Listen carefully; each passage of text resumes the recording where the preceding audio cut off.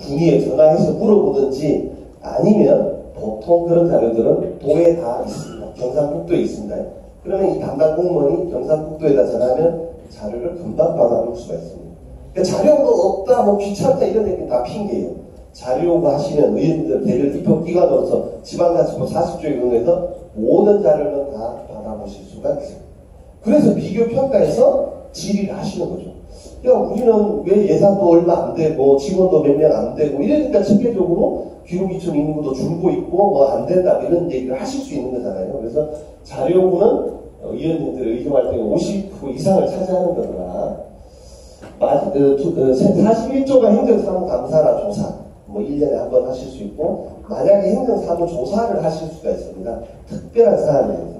그러니까 특별한 사안이라 하면 뭐냐면, 예를 들어서 상임위원회가 있는데, 상임위원회의 고유한 업무에 대해서 특위를 하기에는 조금 그 시기합니다. 왜냐하면 그 상임위원회가 있는데도 특위를 만들어서 다시 들여다보자는 건 좀 그 상임위원회를 무시하는 거기 때문에 좀 적절하지 않은데, 2개나 3개 상임위를 걸치고 있거나 아니면 뭐 파장이 뭐 우리 자치단체 전체에 미치는 중대한 사안이다 그러면 상임위원회를 뛰어넘어서 특별조사위원회를 구성을 해서 뭐 조사활동을 하실 수 있는 거죠. 예. 그 다음에 행정사무 처리 상황의 보고와 질문 응답이 있습니다. 만약에 우리가 이제 의원님들이 뭐 상임위에서 질의를 하시거나 또는 만약에 시정질문을 했다 또는 행정사무 감사를 했다 이런 것들을 반드시 보고가 돼야 되고 확인이 체크가 돼야 됩니다. 이런 것들을 지방자치법 42조에 넣어놨다. 그래서 이 4가지가 의원님들의 중요한 권한입니다. 그래서 자, 자료요구입니다. 우리는 아까 얘기했지만 보좌관이 한 명도 없기 때문에 공무원이 다 보좌관이다 생각하시고 어떻게 하냐? 자료요구를 하실 때 지혜롭게 하실 필요가 있습니다. 예를 들어서 만약에 내가 단체장이라고 그러면 담당 공무원이 보고할 때 몇 장짜리 테이프를 들고 올까요? 만약에 용역 보고서가 500페이지짜리 집어 던져주면서 부총장님 한번 읽어보세요, 분석해보세요 이렇게 얘기하지 않을 거 아닙니까? 한 2-3장짜리 정리해서 오겠죠. 그래서 의원님들이 만약에 기본적인 자료를 요구하실 때 비교 분석해서 볼 수 있도록 압축해서 요구하시는 게 좋습니다. 그래서 내가 그 사안에 대해서 자료만 딱 보면 5분, 10분 이내에 현황이 파악될 수 있을 정도. 근데 이제 예전에 이제 제가 초선 때 경험해보고 이렇습니다. 자, 우리 지역에 사회복지관이 있어요. 종합사회복지관이 있는데 만약에 몇 개가 있다. 그럼 최근 5년간 신청서부터 감사 자료 일체 가져와. 한 리어카 옵니다. 한 리어카 오는데 그걸 볼 사람이 없어요. 볼 시간도 없고. 그럼 이제 한 리어카 복사하면 공무원들 용합니다. 자식들 보지도 않을 거면서 막 자료를 무식하게 요구했다고. 그럼 공무원 노조에서 성명 발표하죠. 행정사무감사 자료가 너무 많다 말이야.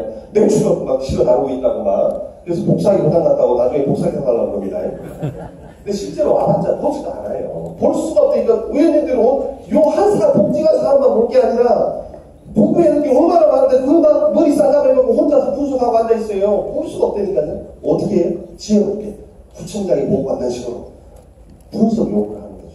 예를 들어서 우리 지역에 만약에 자치단체에서 만약에 신문을 본다 일간지 그러면 이렇게 할 수 있죠. 조중동, 한겨레, 경향 만약에 표를 딱 만들어주고 총 몇 프를 보고 있고 부서별로 어느 신문을 구독하는지 최근 5년간 자료 가져와. 그러면 의원님들 딱 한눈에 우리는 아직도 편협되게 편향된 신문을 보고 있구나 확인하실 수가 있잖아요. 마찬가지. 자료 요구를 하실 때 지혜롭게 하시는 게 되게 중요하다. 그래서 공무원이 내 보좌관이다 생각하시고 활용하시라는 거예요. 왜? 내가 보좌관이 없기 때문에 내가 분석할 시간도 없고 그런 여력이 없어요. 예. 그래서 자료가 일어날 때가 50% 이상이다. 그래서 자료가 잘 되면 시정질문, 분정질문 내용이 있게 되는 거죠. 왜? 자료를 보고 분석해서 질의하는 사람하고 질문하는 사람하고 그냥 언론적인 얘기하는 사람하고 차원이 다르겠죠. 예. 상임위 활동도 내실 있게 될 거고 그 다음에 행정사무감사, 예산심의, 결산, 내 공약이나 민원도 잘 해결됩니다. 모든 심장은, 의정활동의 심장은 뭐냐? 자료요구입니다. 이렇게 말씀드리고 싶습니다. 자료요구는 1년 365일 가능하고 24시간 가능하고 하루에 몇 번 해야 됩니다. 의원 지금 메모하시잖아요. 의회 돌아가서 오전에 했다가 오후에 해도 되고 한 번 할 때 5번 해도 되고 한 번만 해도 되고 그냥 자유롭습니다. 자료요구 왜 많이 했냐고 타박하는 사람 없습니다. 자료요구 많이 하시는 게 좋습니다. 그럼 자료요구를 하시려면 내가 생각과 고민이 있어야 돼요. 내가 아무 생각이 없는데 자료를 할 수가 없잖아요. 그러니까 내가 관심사항이 있어야 되고 내가 뭔가 생각이 있어야 돼. 그래야지 그 자료가 나오는 거죠. 그래서 결국은 자료를 많이 하신다? 생각이 많으신 분이고 의정활동을 완성하게 하시는 분이에요. 근데 1년 내내 가도 자료를 안 한다? 집행부에서 보고하는 것만 보고 받는다? 내가 별로 생각이 없고 의정활동에 대한 의지가 없는 사람이에요. 그렇죠? 내가 생각을 많이 해야 돼요. 네. 의정활동은 말로 시작해서 말로 끝납니다. 우리는 아까 얘기했지만 말로 시작해서 말로 끝났는데 지금은 한글로 바뀌었습니다. 의회라고. 근데 옛날에는 이게 토론할 의자입니다. 논의할 때.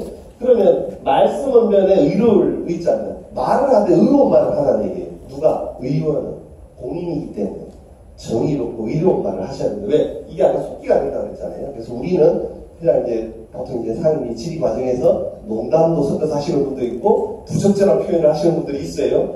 안 됩니다. 안 돼요. 의원님들은 사석에서 해야 될 일이 있고 말이 있고 공석에서 해야 될 말이 있거든요. 그래서 말씀을 하실 때 의로운 말을 하셔야 됩니다. 헌법 45조에 보면 우리나라 국회의원들은 면책특권이 있습니다. 사실은 직무와 관련된 말을 국회에서 아무렇게나 내뱉어도 책임을 지지 않습니다. 근데 의원님들은 고소고발 당할 수가 있어요. 말씀을 잘 하셔야 돼요. 좀. 그래서 지금 제가 며칠 전에 여주시의회 강의를 갔다 왔는데 여주시의회 의원님은 아직도 소송에 3년째 시달리고 있어요. 예를 들어서 단체장이 4대강 사업하면서 이제 모래를 퍼서 뭐 쌓아놨는데 이 모래를 PDR 해서 팔았다 이겁니다. 그 질의 과정에서 시정질문 과정에서 리베이트를 받은 거 아니냐 이런 말씀을 하신 거예요. 공식적으로 리베이트가 10% 있다는데 이제 이러니까 단체장이 그 의원을 명예훼손으로 끌어가지고 3년째 소송 중에 있어요. 마찬가지로 제가 이제 초선 때 혈기왕성할 때 우리 지역에 서민 아파트 2,000세대 10m 도로를 앞두고 자연 녹지가 있었는데 골프 6장에 여자가 나갔는데 제가 이제 나중에 알았어요. 구청에서 나한테 보고도 안 했고 주민들도 모르는 상태에서 갑자기 여자가 나가서 현장을 순찰하면서 땅을 파고 있길래 저게 뭐지 해서 이제 구청에 확인했더니 건축가 나간 겁니다. 그래서 제가 이제 자료를 다 해서 받아봤더니 두 가지 문제가 있어서 제가 이제 부정질문도 하고 의정보고서를 만들어서 뿌렸습니다. 두 가지 문제는 하나는 자연 녹지인데 그걸 개발하려면 형질 변경기를 매들 까지 사업을 날려야 하는데 날짜 기한을 그때 안 지켰고 두 번째는 겨울이 다가오고 있었는데 착공계를 구청에 접수 안 하고 착공을 하고 있어요. 사전 착공을 해가지고 경찰에 고발하고 해서 일단 허가 취소가 나왔습니다. 주민도 들고 일어나고 해서 허가 취소가 나왔는데 이 사업주가 저한테 4번에 걸쳐서 한 5장짜리 내용 전면을 보냈어요. 당신 말이야 부정질문하고 의정보고서 뿌렸는데 거기에 사실이 아닌 내용이 있어서 내가 허가 취소됐는데 당신을 상대로 행정전문 변호사를 선임해서 수십억의 손해배상을 청구하겠다. 잠이 안 오는 거예요. 실제 잠이 안 와요. 내가 결혼을 막 해가지고 96년도 결혼해서 이제 전세 5,500에 살고 있는데 수십억을 나한테 손해배상을 물리겠다고 하니까 잠이 안 와요. 그래서 내가 변호사를 찾아갔어요. 변호사 왈. 지방의원들은 면책특권이 없어가지고 말씀하실 때 조심스럽게 잘 하셔야 된다는 거예요. 제가 그걸 미리 강의 들은 적도 없고 알지를 못했으니까 막 이제 했죠. 감사하게도 그 사람이 소송을 걸지는 않았어요. 그냥 협박 4번만 하고 끝났는데 소송을 했으면 제가 치진 않았겠지만 한 2, 3년 동안 시달렸을 거예요. 의정활동도 그냥 다 4년 동안 허지부지 되고 그 소송에 매달리고 없는 돈에 변호사 500만원, 1000만원짜리 사가지고 대응을 했겠죠. 그 사람은 몇 억짜리 샀을 거고요. 그래서 참 불안해하다 이런 거죠. 우리 옆에 위에 여성 의원이 이제 의욕적으로 부정질문을 하면서 보통 자치단체 가면 지역신문들 많이 있잖아요. 지역신문들이 주로 단체장 이렇게 홍보과에서 이제 보도자를 뿌리면 받아쓰기해서 그대로 막 찬양해 주잖아요. 그럼 이제 지역 주민들한테 홍보지로 알리잖아요. 이게 낭비다. 이런 거 하지 말자. 하면서 부정질문하면서 한 4-5개를 뽑고 가지고 맨 끝에 있는 신문이 흔들면서 텔레비전 앞에서 이런 쓰레기 같은 신문을 왜 사주냐고 주민이 혈세하고 그랬어요. 그렇게 그 신문사 그 의원을 명예훼손으로 고소했어요. 쓰레기 같다고 그랬다고. 그리고 실제로 2년 동안 시달렸어요. 그 의원이 지진 않았지만 그렇게 시달렸어요. 그러니까 의정활동 하실 때 우리는 법의 보호를 못 받기 때문에 조리 있게 지혜롭게 잘 하셔야 됩니다. 공무원들은 모든 일을 문서로 하고 의원님들은 말로 합니다. 그래서 의원님들이 지혜롭게 하실 필요가 있고 자료 요구 예시입니다. 예를 들어서 꼼꼼하게 분석해서 달라고 하시면 좋을 것 같습니다. 자, 시간이 없으니까 그냥 넘어갈게요. 자료를 하시면, 이제 경험해보면 자료를 받아서 쌓아놓습니다. 그럼 이제 한 1년 가면 책상에 막 여기저기 자료가 쌓여요. 나중에 찾으려면 찾을 수가 없어요. 그래서 막 찾다가 이제 뭐 행사실 또 나가야 되고 막 정신이 없어요. 의원님들이 사무국에다가 이제 파일을 사달라고 해서 자료를 파일링을 잘 하시면, 자료 정리를 좀 잘 하시면, 분야별로 자료를 잘 처리를 해 놓으시면 그 분야에 대해서만큼은 의원님들이 쉽게 3년, 5년의 내용들을 다 가지고 있기 때문에 집행부에 대한 견제감시가 잘 되고 내가 내용 파악을 잘 하실 수가 있어요. 그래서 간단하고 단순한 얘기지만 자료를 처리를 잘 하시면 되게 유익하실 거다. 자료가 하실 때는 주로 이런 겁니다. 뭐 계획서, 뭐 방침서, 지시사항, 계약서, 용역 보고서, 용역 보고서 500페이지, 600페이지 되는데 이걸 갖다가 그냥 혹시 용역 보고서 가져와봐라 그러면 집행부 공무원들이 속된 말로 의원님들 골탕 먹이려고 600페이지짜리 딱 던져줍니다. 그럼 이걸 읽어볼 시간이 없어요. 그러면 사실은 요약 보고서 가져와라 그러면 요약 보고서까지 딱 가져와야 되는데 이놈들은 먼저 안 가져옵니다. 절대. 우리가 요청하기 전까지. 그리고 자료를 해도 간을 봐요. 의원님들 수준을 보는 거예요. 그 자료를 만들어 올 때, 아까 2장, 3장짜리 만들어 올 때 중요한 거 다 빼고 가공을 해서 옵니다. 그래서 의원님들 딱 던졌더니 그냥 넘어가요. 저 의원님은 앞으로 이제 저 수준으로 대응을 하면 되겠구나. 이렇게 간을 봐요. 근데 자료를 던져, 야, 내가 요구한 게 이게 아니라 본질적으로 요걸 보고 싶은데 이거 왜 빠졌어? 그러면 이제 살짝 만들어서 오죠. 근데 또 본질은 다 좀 숨기고 살짝 맛배기만 가져옵니다. 그 의원님이 더 깊이 들어가야 돼요. 실제 진실을 가져올 때까지. 그럼 나중에 감사 자료든지 뭐 예산 변경 내역서든지 다 가져와라 뭐 해서 실질적으로 의원님들이 실체를 아실 수 있도록 자료 정리이 되는데 공무원들은 먼저 자기의 치부를 드러내지 않습니다. 왜? 자기 치부를 드러냈다가 속된 말로 의에서 깨지면 어떻게 돼요? 성진도 못하고 무능한 과장이 되니까 성진도 못하잖아요. 그러니까 왜? 실대로 은폐하려고 하지 스스로 막 의원님 이거 뭐 잘못됐습니다 뭐 가져온 사람 없습니다. 물론 선거가 있는 해에는 부천강 돕지 않았던 반대 세력들은 스스로 가져온 데도 있긴 있습니다. 예. 그런데 그런 경우는 좀 드물고 그래서 보시면 요약 보고서가 반드시 있습니다. 그래서 요약 보고서도 가져와라 이렇게 하시는 거고 회의록, 뭐 감사 결과 보고서 감사를 많이 합니다. 감사원 감사, 도 감사, 우리 자체 감사, 특별 감사 뭐 많습니다. 심지어는 수사기관에 수사받은 내역들도 있습니다. 우리 공무원들이 비위를 통해서 경찰 수사받은 내역들도 있습니다. 그런 거 가져오라고 얘기하셔야 됩니다. 그 다음에 지출결의서 모든 돈은 나갈 때 항상 영수증 처리가 되게 돼 있고 그걸 지출결의서라는 형식으로 만들게 돼 있습니다. 그게 주로 이제 옛날에는 지금 많이 없어졌지만 뭐 단체장이 업무 추진 비중에서 현금으로 쓰는 게 많이 있어요. 현금으로 어떨 때 쓸 수 있냐? 자기 비서실에다가 비서들한테 격려돈을 줍니다. 격려돈을 막 매번 주고 그걸 받아서 정치자금으로 쓰는 경우도 있습니다. 옛날에는 요즘은 이제 많이 됐지만 옛날에는 카드 깐 거 많았어요. 카드 깡을 해서 현금화 시켜서 정치자금으로 쓰고 이런 경우도 많이 있었습니다. 그래서 지출결의서 되게 중요하고 그 다음에 뭐 결혼식 축구의금 옛날에는 구청 국장이다. 그러면 막 국장 업무 추진비에서 결혼식 도봉군대도 저기 광진구, 강남구 뭐 자녀들 결혼할 때 축구이동을 5만 10만 다 합니다. 그거 사실은 잘못된 거거든요. 왜? 시민 세금으로 자기 개인 돈으로 해서 나중에 개인 돈으로 재산으로 받아야 되는데 시민 세금으로 축구이동 해가지고 나중에 자기가 받을 때는 보험 성격 아닙니까? 다 돌별 받으면 자기 재산이 되는 거잖아요. 그러면 시민 세금이 자기 재산으로 쌓이는 거잖아요. 잘못된 거죠. 이런 것들도 실제로 많이 있습니다. 그래서 업무 추진비 중에 현금 사용 내역 가져와봐라. 그러면 뜨끔할 겁니다. 단체장 시작해서. 여하튼 설계 변경. 뭐 공사를 하라고 해서 계획을 짰는데 뭐 처음에 이렇게 탁자를 만들어 온다고 그러더니 나중에 설계 변경돼가지고 설계 변경됐다는 건 주로 금액이 공사비가 증액되는 경우가 대부분입니다. 그래서 설계 변경을 한 번 하면 좋은데 그것도 두 번, 세 번 막 한다 그러면 다 문제가 있는 겁니다. 법적 근거. 근데 아무도 모르겠다. 뭐 사업이 있는 것 같은데 그 사업을 왜 하는지에 대한 반드시 법적 근거가 있습니다. 근데 의원님 우리나라 법이 1,500개가 넘고 시행령 규칙 다 합치면 5,000개가 넘는다는데 의원님들이 시행령 규칙 우리 조례 뭐 다 아실 수가 없잖아요. 어떻게 해요? 요구를 하시는 거예요. 이 사업을 하는데 무슨 법적 근거로 하냐?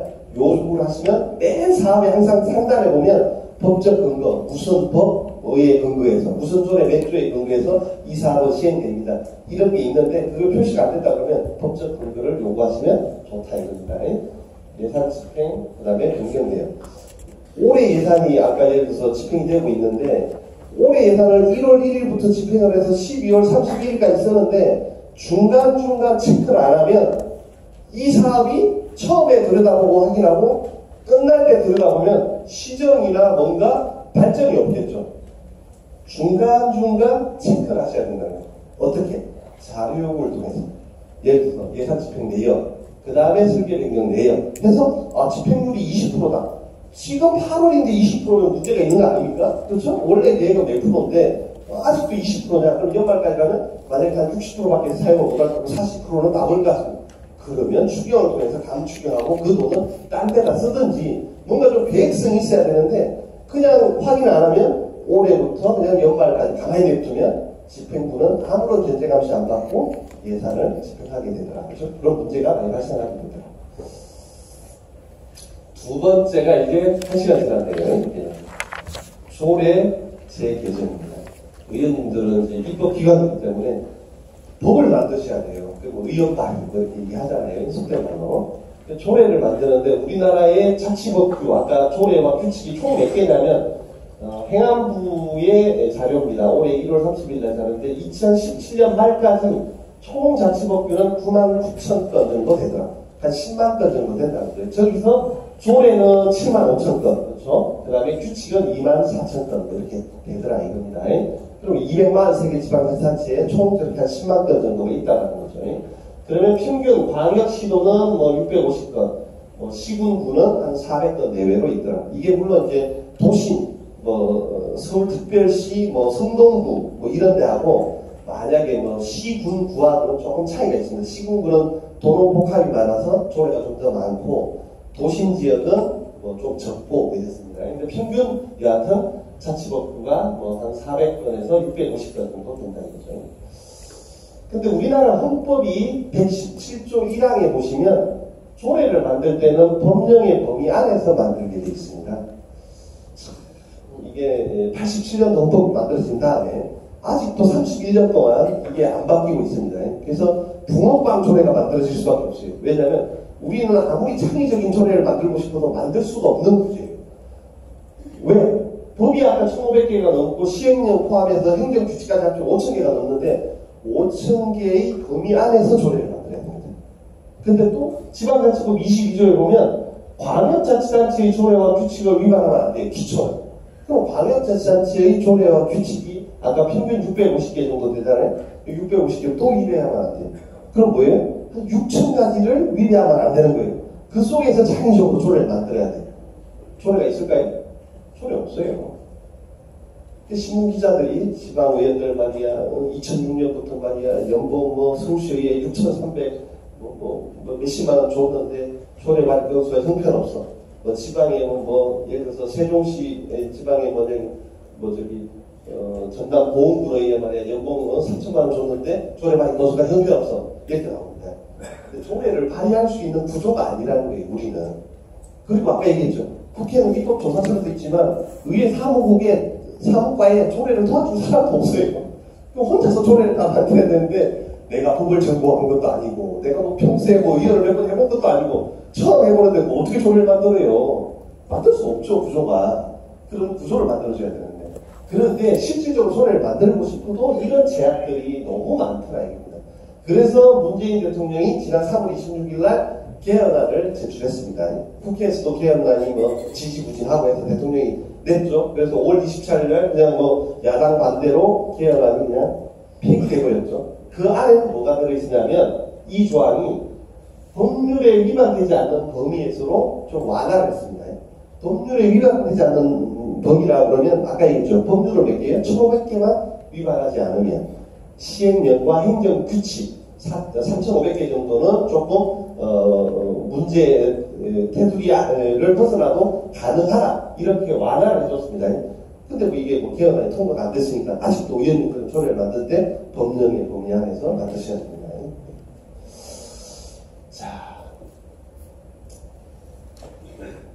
이런 논의들이 있습니다. 만약에 우리가 그 개헌안에 국회가 논의하고 있고 또 대통령 개헌안에 뭐가 있었냐면 대한민국 헌법 1조 1항과 2항만 있습니다. 뭐 대한민국 헌법 1조 1항은 대한민국 민주공화국이다. 그 다음에 2항은 모든 권력은 국민으로부터 나온다. 이게 이제 두 조항인데 3항에 뭘 신설했냐면 대한민국은 지방자치분권 국가이다가 국회 아니고 아직 뭐 합의되어 있는 건 아니고 이제 국회에서 제출된 건 아니고 대통령이 제시한 안은 대한민국은 지방자치분권 국가임을 지향한다 이렇게 되어 있습니다. 우리가 대통령이 공약이 연방제 동인가는 뭐 자치분권을 하겠다 이렇게 했잖아요. 왜 지방자치를 하냐면 중앙집권을 하면 우리 생활 현장에 있는 주민들 한 사람 한 사람의 의견이 수렴이 안 되니까 지역 실정이 다 다르니까 지방자치를 하는 거거든요. 그러면 지방자치를 하려면 어떻게 해요? 지방분권 국가임을 선언해야 되거든요. 그러면 권한을 많이 줘야 되는데 그 조항 자체가 좀 미묘한 차이가 있지만 있습니다. 그럼 여기서 논의될 수 있는 거는 야 국회는 그러면 국가법률만 제정해라. 그러면 광역시도 정도는 적어도 자치단체의 법률을 제정할 수 있게끔 권한을 대폭 주자 이런 논의도 있습니다. 그러면 그 자치법률 안에서 기초자치의회는 조례에 대한 재정권을 좀 확대해서 가질 수 있도록 하자 이런 안도 있는데 이까지는 나가지 못하고 아까 뭐예요? 법률에 위반되지 않는 범위 정도로 대폭 후퇴해 있다 뭐 이런 얘기를 드리는 겁니다.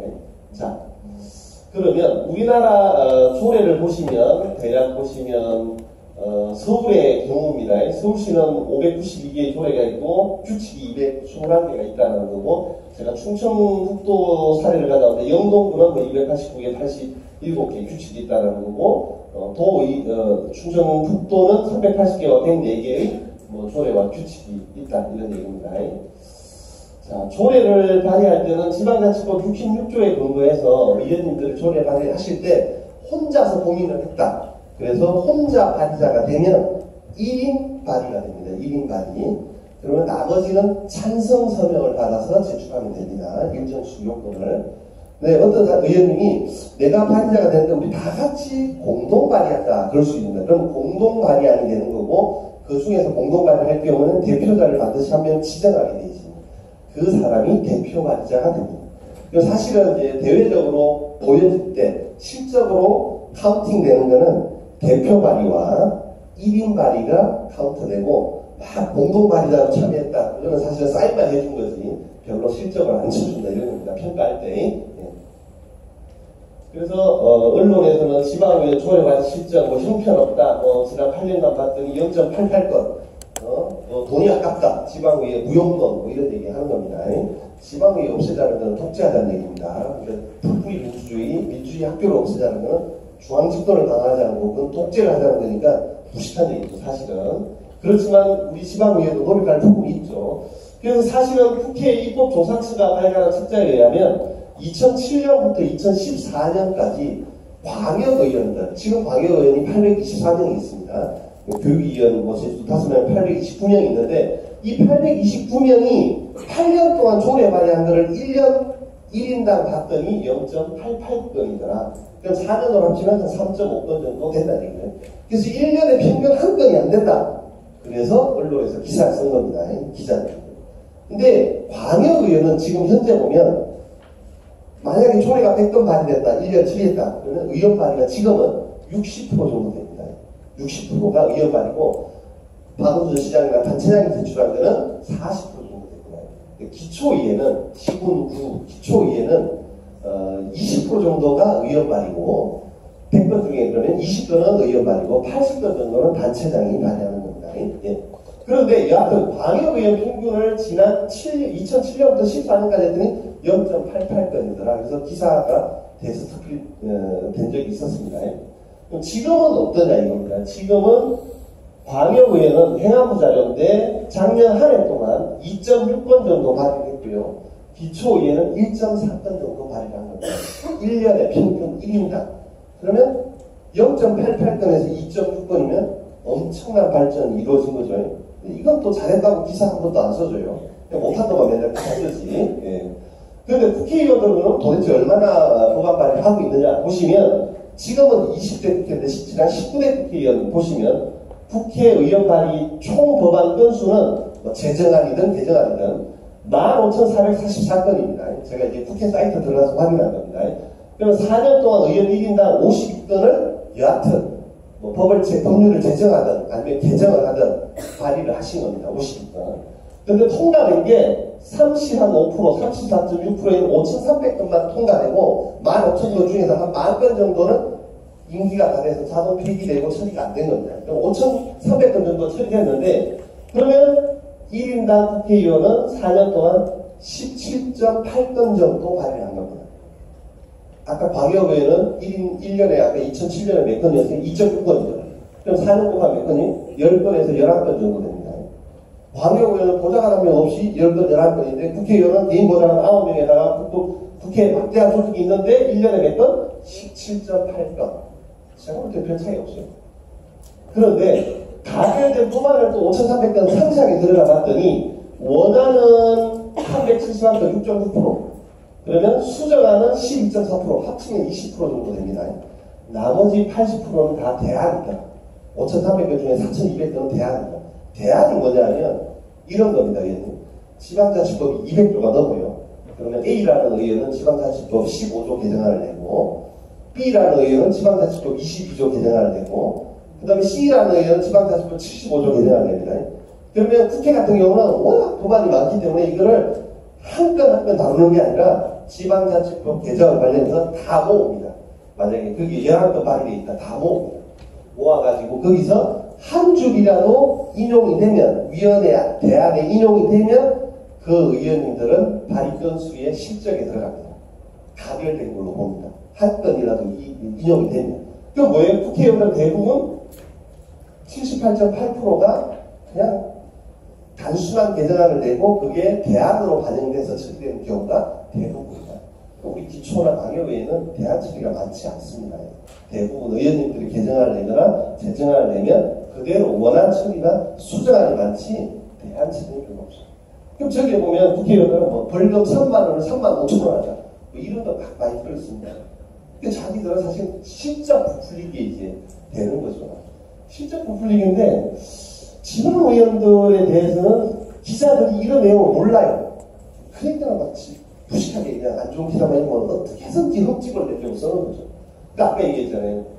3,700명 중에 돌아가신 분 13분 빼고는 막 부정하게 비리로 해서 한 70명, 80명이 지방의원들이 날라갔습니다. 3,700명에 70명이 부정을 저질렀다. 비율로 따지면 몇 프로 안 돼요. 서울시의원 지금은 110명인데 지난 106명이었습니다. 부대 때. 106명 중에 초창기에 뭐 청부사에 했다고 해서 잡혀간 사람, 한 사람, 나머지 비리가 하나도 없었어요. 서울시의원 105명 중에 한 명도 없었어요. 비리가 많지 않아요. 근데 언론에서 왜 자꾸 나오느냐?